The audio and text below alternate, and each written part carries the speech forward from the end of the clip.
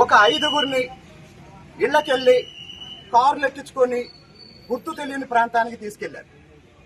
తర్వాత ఇంకొక 4గురిని ఇళ్లలో నుంచి బయటికి రాకుండా నిర్బంధించి వాళ్ళ ఇంటి ముందు పురుషుల్ని కాపలా పెట్టారు, రౌడీల్ని కాపలా పెట్టారు. 10 గంటలకు ఎన్నికలు, మేమంతా ఇక్కడికి వచ్చాం. ఎన్నికలు పెట్టండి అని మేము అడుగుతున్నాం. ఎన్నికలు పెట్టండి అని మేము అడుగుతున్నాం. ఎన్నికలు పెడితే ఎంపీ చిన్ని గారికి నష్టం ఏంటి?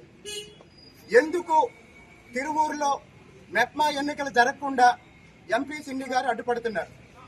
ఎందుకు ఆ ఎన్నికల్లో పాల్గొనాల్సిన సభ్యత్వం ఉన్న వాళ్ళని, సభ్యుల్ని ఎందుకు కిడ్నాప్ చేయించారు? ఇవన్నీ ఏంటి? ఇవన్నీ బాధ్యతాయుతమైన శాసనసభ్యుడిగా ఇవి జరగకూడదు. కాబట్టి దీన్ని భవిష్యత్తులో ఇలాంటిది ఇంకో విషయం, ఒక మహిళ నాయకత్వంలో పేకాటి శిబిరం నిర్వహిస్తున్నారన్న విషయం 3 నెలల నుంచి నేను ఎక్కడ మాట్లాడలేదు. ఆమెని మైలవరం పోలీసులు పట్టుకొని ఆ పేకాటి శిబిరాన్ని మూసేశారు. పోలీసులకి థ్యాంక్స్. కానీ ఆ మహిళ మీద కేసు ఎందుకు పెట్టలేదు? ఆ మహిళ వారానికి 4 రోజులు ఎంపీ గారి ఆఫీసులో ఎందుకు కూర్చుంటుంది? ఆ మహిళ ఇతరులను కలుపుకొని తిరువూరు టౌన్ లో చేస్తున్న అసాంఘిక కార్యక్రమాలకి ఎవరు బాధ్యత వహిస్తారు? నేను శాసనసభ్యుడిని 2 సంవత్సరాల నుంచి చంద్రబాబు నాయుడు గారి ఆశీర్వాదంతో, తిరువూరు ప్రజల మద్దతుతో ప్రజల్లో ఉండి పనిచేస్తున్నా. నేనేమన్నా తప్పు చేస్తే పొలుగుపూడి శ్రీనివాసరావు ఈ తప్పు చేశాడని ఒక ఫ్లెక్స్ పెట్టండి. లేదు, ఫ్లెక్స్ డబ్బులు నేను ఇస్తా, పొలుగుపూడి శ్రీనివాసరావు చేసిన తప్పులేంటో ఒక లిస్టు చెప్పండి.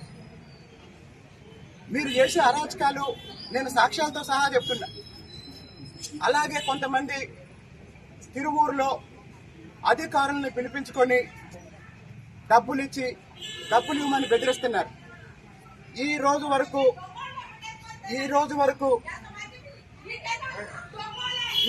వరకు చంద్రబాబు నాయుడు గారి మీద గౌరవంతో, పార్టీ అంతర్గత అంశాలు బయటికి రాకూడదన్న ఉద్దేశంతో మెజారిటీ ప్రజల మద్దతున్న చాలా మౌనంగా ఉంటున్నాం.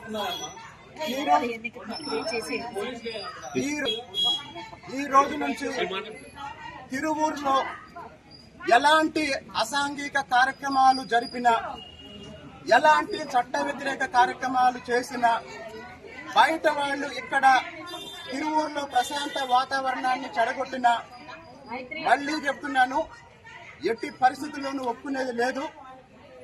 చంద్రబాబు నాయుడు గారు ఆయన ఆశయాల సాధన కోసం అభివృద్ధి మీద దృష్టి పెట్టి సంక్షేమంతో పనిచేస్తున్నాం తప్ప నిజంగా రాజకీయాలే చేయాలనుకుంటే నాకు రాజకీయాలు అవసరం లేదు.